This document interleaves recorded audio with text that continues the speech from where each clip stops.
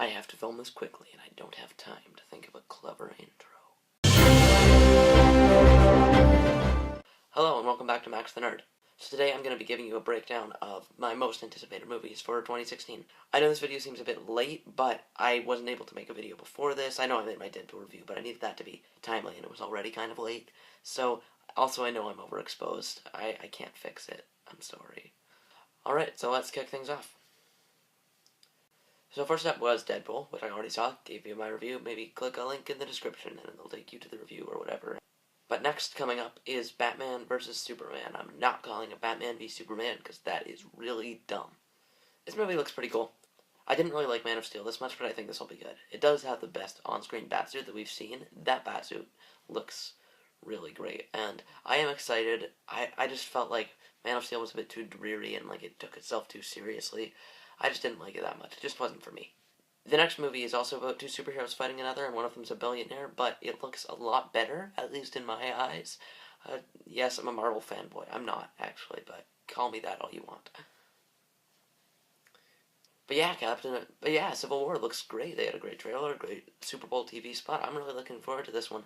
And Marvel hasn't... I'm of the opinion that Marvel hasn't made a bad movie yet. Some of them are definitely a lot better than others. I really don't like Iron Man 3 that much, but it's not that bad compared to some other stuff that's come out. Now, after that comes X-Men Apocalypse, which looks fine. Like, I like the X-Men movies, but this just hasn't done anything to particularly impress me yet. The trailer looked good, the Super Bowl spot was good, but I think it'll be good. I'm just not super excited about it.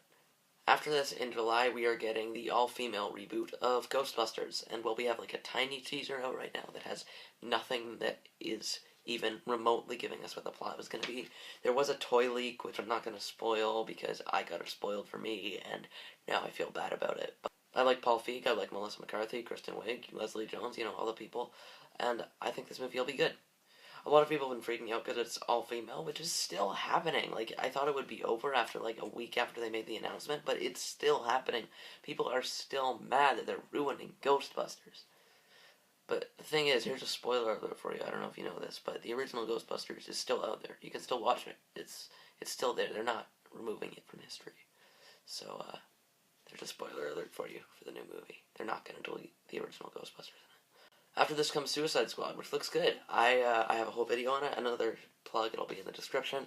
I didn't really love the first trailer, but I did like the second trailer a lot with the Bohemian Rhapsody. I thought it was a really awesome trailer.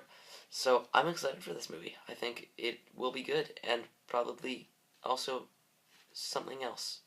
After this, we actually have Gambit, which hasn't started filming yet, and it's supposed to come out in October, so I don't think that this is going to actually get released this year. I think it's going to get pushed back, which it hasn't yet, which is still strange. I like Channing Tatum, and I liked Edge of Tomorrow. Is that guy still directing it? I think they switched him out, but I don't know.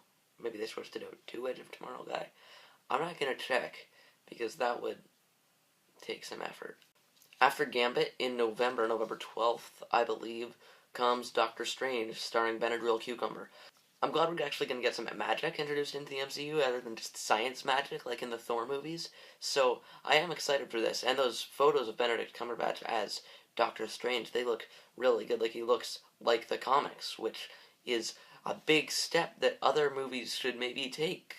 I think other movies should take that step of making their characters look like the comics. Like, Deadpool did a great job with that. He looks exactly like his comic counterpart. And I think the X-Men movies need to learn how to do that, because they're still doing black armored costumes, which they're fine, but they don't look like the comics.